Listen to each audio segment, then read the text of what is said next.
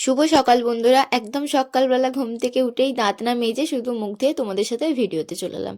সকাল সকাল প্রথমেই খেয়ে নিয়েছিলাম দুটো কাঠবাদাম। এটা আমার একটা বন্ধু আমাকে বলেছে তুই রোজ সকালে দুটো করে কাঠবাদাম খাবি, এতে তোর স্কিন ভালো থাকবে।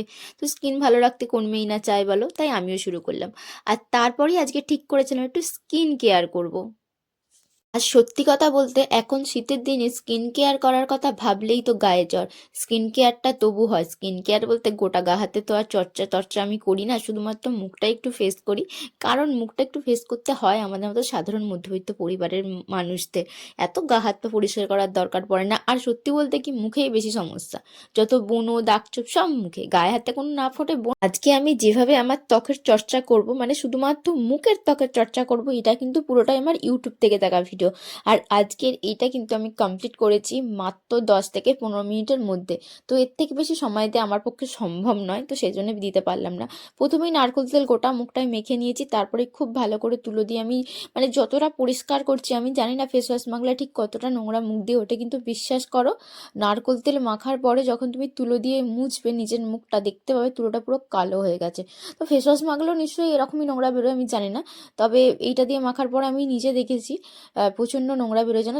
তারপরে মুখটাকে খুব ভালো করে আমি এই তোয়ালে রুমালটা দিয়ে মুখটাকে মুছে নেবো। আর এরকম করার ফলে তোমরা আমার নিজে দেখেছো যে আমার আগে মুখে কত ব্রণ ছিল, এখন কিন্তু সত্যি বলতে কি আমার ব্রণটা কমে গেছে।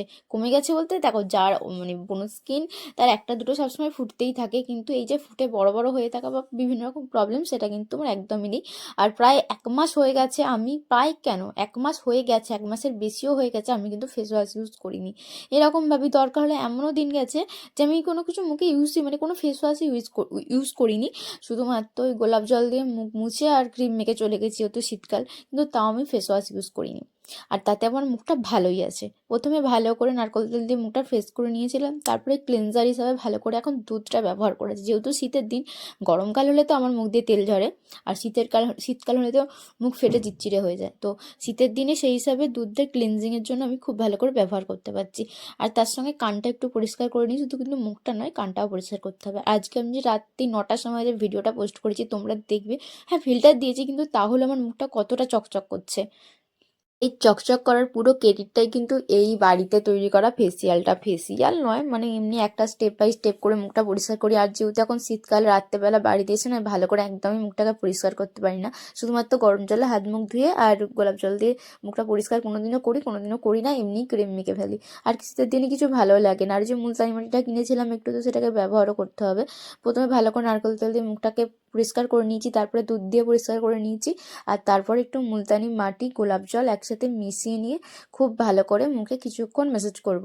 কারণ হচ্ছে মেখে রেখে দিয়ে 10 মিনিট মতো মুখে রেখে দিয়ে সেটাকে শুকনো হতে দিয়ে তারপরে সেটা ধুলে আরও বেশি ভালো কাজ করে।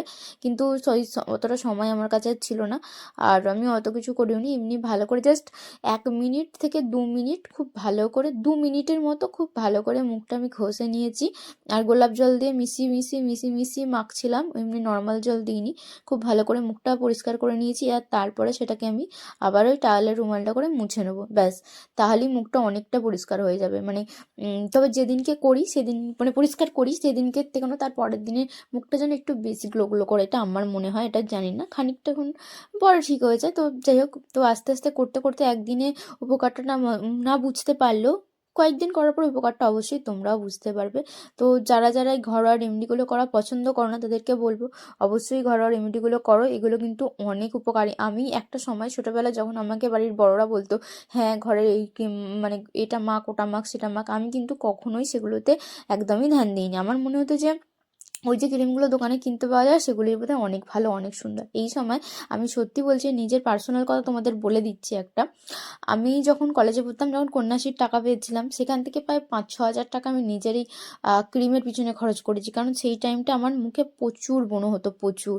আর যে যা প্রোডাক্ট বলেছে, ইউটিউবে দেখেছি, মানে ফোনে দেখেছি, টিভিতে দেখেছি, ইনফ্যাক্ট দোকানিরা যে যা প্রোডাক্ট মেখে বলেছে, আমি প্রায় অনেক কিছু সব কিছুই প্রায় ইউজ করে ফেলেছি অনেক টাকার, কিন্তু সেই সব কিছু আমার কিন্তু ব্রণ ভালো করতে পারেনি। শেষে আমি ইউটিউব দেখেই মধু, গোলাপ জল আর হচ্ছে ভিটামিন ই ক্যাপসুল এই ৩টেকে একসাথে মিক্সড করে মুখে মেখে রাখতাম, আর তাতেই আমার ব্রণটা আস্তে আস্তে ভালো হলো। মানে প্রথমে আমার ব্রণ তখন এমন ছিল, তোমরা আমার মুখটা দেখলে ঘেন্না করবে, আমি নিজেই ঘেন্না করতাম আমার মুখটাকে, এমন অবস্থা হয়ে গেছিলো। আর তারপরে রাত্রেবেলা কাজ থেকে বাড়ি ফেরার সময় একটু ছাতু কিনে আনলাম, ছাতুটা শেষ হয়ে গেছিলো বলে। আর রাত্রেবেলা আমার এই সিম্পল ডিনার। আর এই দিয়ে আমার আজকের দিনটা মোটামুটি করে শেষ হলো। চলো টাটা, দেখা হচ্ছে পরের ব্লগ নিয়ে পরের দিন।